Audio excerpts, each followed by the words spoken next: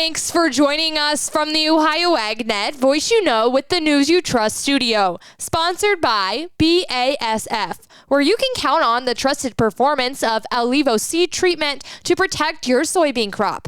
I am Allison Kinney. Good afternoon. Let's take a look into the headlines. USDA's land values summary confirmed another increase in the value of U.S. farmland. Danny Munch, an economist with the American Farm Bureau Federation, said the value rose 4.3%, or $180 an acre, bringing the national average to a record high of $4,350 per acre. This marks the fifth consecutive year of land value increases, though the pace has slowed over the years. Cropland values rose by 4.7% to $5,830 per acre, and pastureland values climbed 5% to $1,920 an acre. Cash rents also hit another record high level, raising 0.6% to $161 an acre. Munch said the lower rise in land prices compared to previous years is due to multiple factors. As commodity prices have receded and the farm income picture has been more uncertain, that has caused land price increases in the ag community to deflate or be more uncertain. Unlike prior years when Midwest row crop states saw double-digit increases, we actually saw no double-digit increases across states this year. The biggest increases were in Michigan, Tennessee, and South Dakota. He said these changes in value will have a mixed impact on U.S. agriculture. On the positive side, continued increase in real estate values means that the primary asset many farmers own, which is land, has grown in value. That means it really strengthens the balance sheet and can improve access to credit. On the other side, that rate of growth has slowed. So that means the expansion of equity has also slowed. Learn more on the market intel page at farmbureau.org. Also in the headlines, while the original Make America Healthy Again Commission report said glyphosate and other pesticides may have a negative impact on children's health,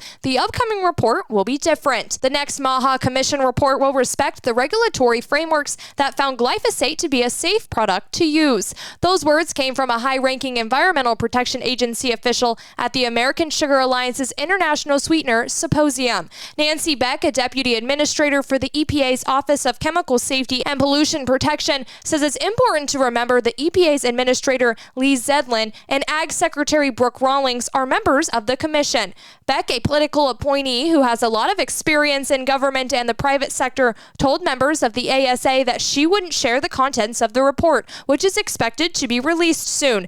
We do know that pesticides are vital tools, Beck said. Soybeans are a game changer for Ohio's pork industry. Pigs thrive on soybeans' perfect blend of protein and energy, helping hogs nationwide devour the equivalent of 292 million bushels of soybean meal annually. Ohio is number 7 in pork production, contributing to the billions of pounds of pork enjoyed by families across the nation each year. From sizzling bacon to barbecued ribs, soybeans power the farms that feed families. Brought to you by Ohio soybean farmers and their checkoff.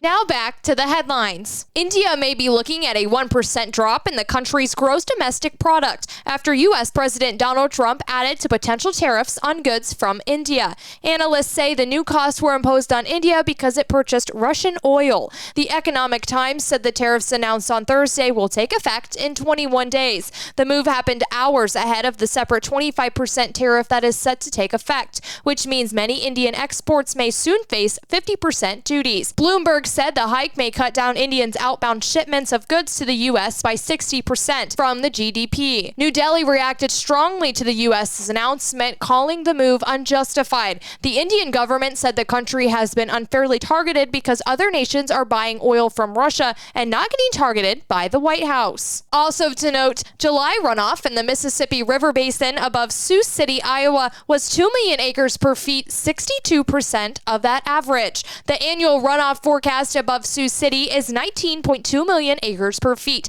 75% of the average. Above normal precipitation occurred in much of the basin through areas of western Montana and Wyoming. Continue to be very dry, said John Remus of the U.S. Army Corps of Engineers. The dry soil moisture below normal rainfall in the mountains and below normal mountain snowpack runoff have led to well below average reservoir inflows into the Fort Peck and Garrison reaches on the river. The U.S. Drought Monitor indicated that 53% of the basin was not experiencing drought conditions, an improvement of 15% since July 1. The drought outlook indicates drought conditions are expected to persist or expand throughout the basin through the end of October. System storage on August 1st was down from July 1. Now let's take a look at the markets. This market report is brought to you by Seed Consultants. Simply better performance. Learn more online at seedconsultants.com. September corn closed in today down 1 3/4 at 382 3/4. December corn down 1 1/2 at 405 1/2. March corn down 1 1/2 at 423.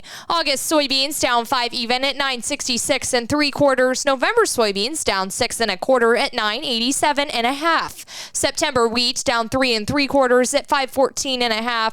December wheat down 4 even at 535. August live cattle down 620 at 232.55. October live cattle down 625 at 225.97. August lean hogs are up 12 cents at 108.90. October lean hogs are down 25 cents at 90.67. And September feeder cattle are down 9.25 at 340.37. This is the Ohio AgNet.